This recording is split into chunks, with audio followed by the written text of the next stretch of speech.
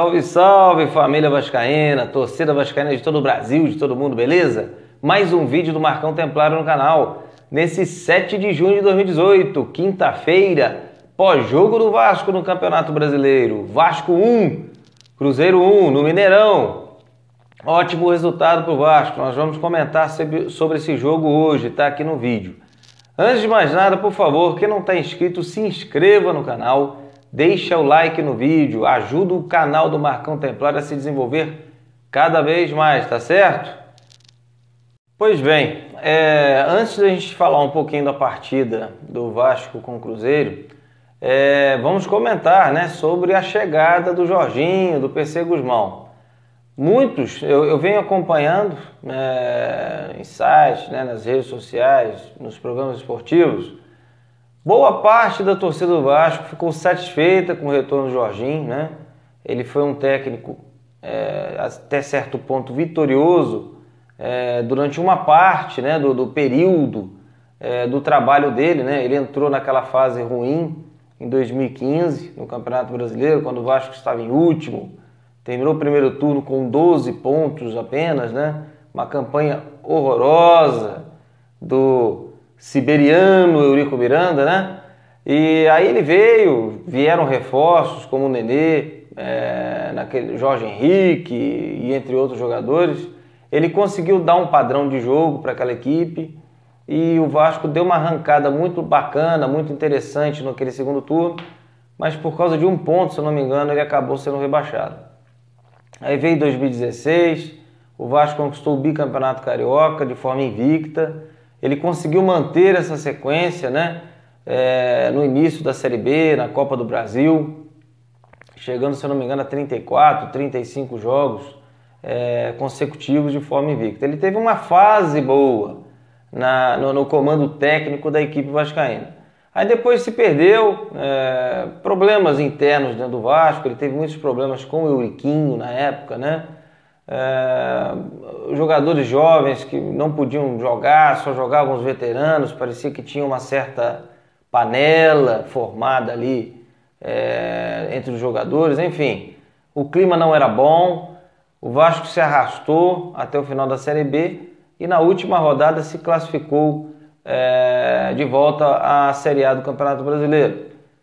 Então ficou uma imagem, assim, para muitos vascaínos, uma imagem ruim daquela Série B, né?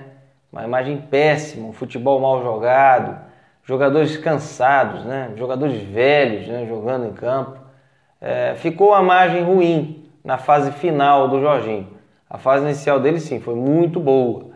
Então, eu sou um otimista sempre, né? Eu prefiro lembrar da fase boa, a fase que o Vasco conquistou o bicampeonato carioca de forma invicta. Eu acho que a gente tem que focar ali. Claro, vamos torcer para que o Jorginho tenha estudado mais, né, tenha se dedicado realmente a evoluir tecnicamente, né, como um técnico de futebol, porque eu me recordo que o Vasco acabou não tendo muitas variações táticas. Ele fazia um 4-4-2 clássico com o esquema losango. Eu lembro que era esse o jogo do Vasco, não tinha muita alternância. Mas também me lembro muito bem que o Jorginho foi quem lançou boa parte desses jogadores que estão começando a se destacar no Vasco, crias da base. Ele lançou o Matheus Vital, foi ele que lançou. O Douglas Luiz foi ele que lançou. O Andrei foi ele que lançou. O Caio Monteiro, o Evander. Muitos jogadores. Alan Cardoso, que acabou não vingando, mas ele que lançou. Ele lançou muitos jogadores da base, sim.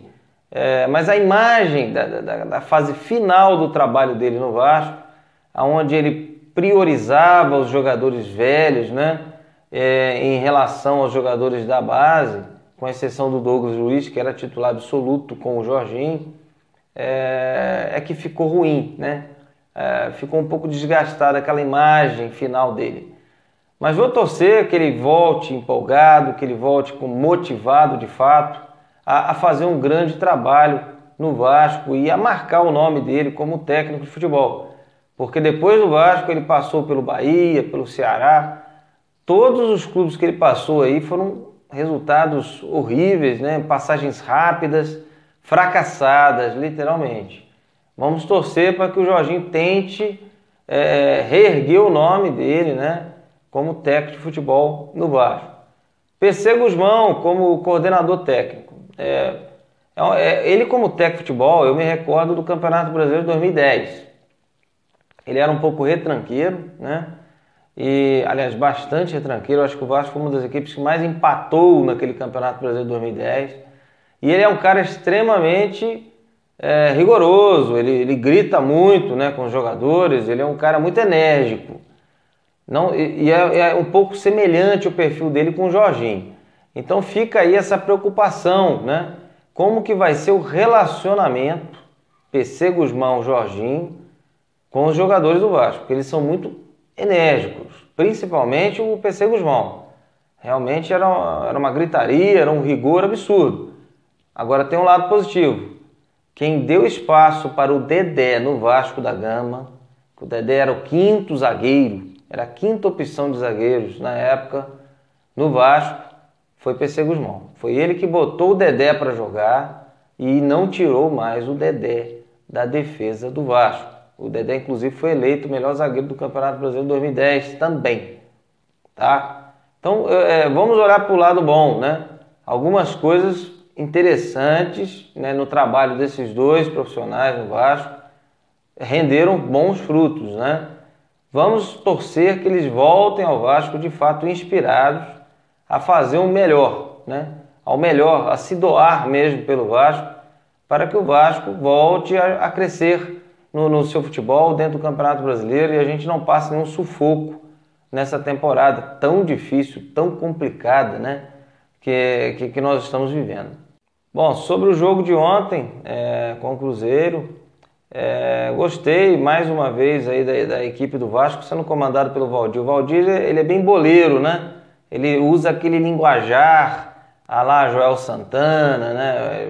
A língua do jogador de futebol e tal. É pé quente, né? Porque é a terceira vez, se eu não me engano, que ele assume como técnico mesmo do Vasco e ainda não perdeu, né? E todas as vezes que ele assume, a equipe parece que dá uma transformada e consegue jogar melhor e consegue um resultado positivo. Parabéns aí, Valdir, né? E ele voltou a lançar os jogadores que estavam afastados, né? Daquela polêmica, o Paulão entrou jogando, deu o seu máximo ali. Tecnicamente a partida foi fraca, né? A gente tem que reconhecer o Cruzeiro muito longe do Cruzeiro que estava jogando na Libertadores. Talvez a concentração deu uma caída ali para a equipe do Cruzeiro, principalmente para o Thiago Neves, né, que é o principal jogador. Mas assim, de tudo ali naquela partida, para mim ficam os destaques. Luiz Gustavo na lateral direita, né, mal fisicamente, porque jogou muito pouco, né, essa temporada, mas assim, muito melhor, né, do que o Rafael Galhardo, pelo menos na marcação, né. Como ele é zagueiro também, ele deixa bem tranquilo ali o Pikachu a partir para cima, né? E até mesmo o lateral esquerdo, o Henrique, né? Porque acaba se formando ali três zagueiros, né? Então dá para liberar legal os laterais. Então é um destaque positivo o Luiz Gustavo e o Andrei, né? Tô queimando a minha língua aqui, né, pessoal? Eu fiz um vídeo para quem acompanhou, onde eu relacionei jogadores que o Vasco deveria negociar, emprestar, dispensar para 2019. E um dos jogadores, eu coloquei alguns que eram crias da base do Vasco, e um dos jogadores que eu coloquei foi o Andrei, porque o Andrei sempre foi um destaque nas categorias de base, né? O Douglas Luiz era a reserva dele, direto, na base do Vasco.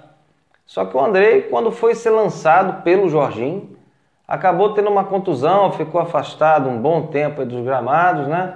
E aí nessa veio o Douglas Luiz, né? Veio um furacão jogando muito e o Andrei ficou meio esquecido ali na sub-20 do Vasco e tal. E todas as vezes que ele recebia uma oportunidade, ele não jogava bem. Eu achava que ele chegava um pouco atrasado, né? Que ele era um pouco lento em campo, com excesso de confiança, errava muitos passes e tal. Bom, nos últimos 3 jogos ele está calando a minha boca e tomara que ele continue fazendo isso, né? É isso que eu espero, né? Que ele realmente continue decolando. Um golaço que ele fez ontem contra o Cruzeiro, né? mostrando que realmente ele bate muito bem na bola, né? Parabéns, Andrei, e continue evoluindo, né? E calando a boca do Marcão Templário, tá certo? Bom, agora vamos ver o trabalho que o Jorginho vai desenvolver, né?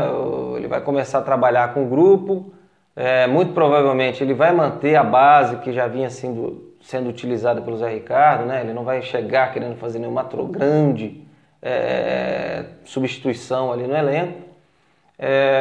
Mas com certeza ele vai trabalhar bastante o psicológico, né?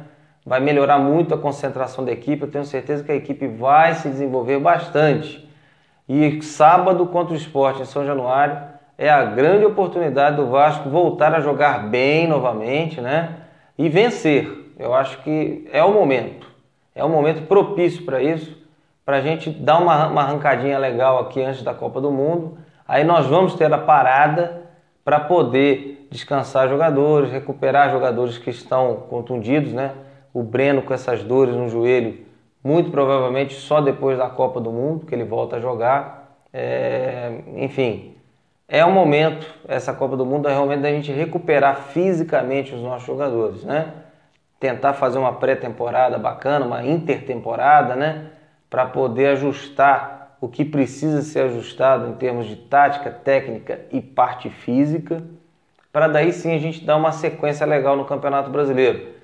E fica aí a expectativa, né, Campelo? Pelos reforços pontuais que a gente vem sempre pedindo aqui no canal. A gente sabe das dificuldades financeiras do Vasco, mas o Vasco precisa se reforçar para poder, quem sabe, sonhar mais alto. Mas, a princípio, chegar aos 46 pontos desse Campeonato Brasileiro com uma certa folga, sem sufocos. Tá certo? Bom, pessoal, por hoje é só. Desculpa aí, eu demorei um pouquinho a voltar a fazer vídeo, mas é porque eu estou viajando a serviço e ficou um pouco corrido. Mas, aos poucos, eu vou retornando aí a minha rotina de estar aqui com vocês, os inscritos do canal do Marcão Templário. Beleza? Então tá bom, pessoal. Um forte abraço e boa sorte para o nosso Vasco contra o Sport.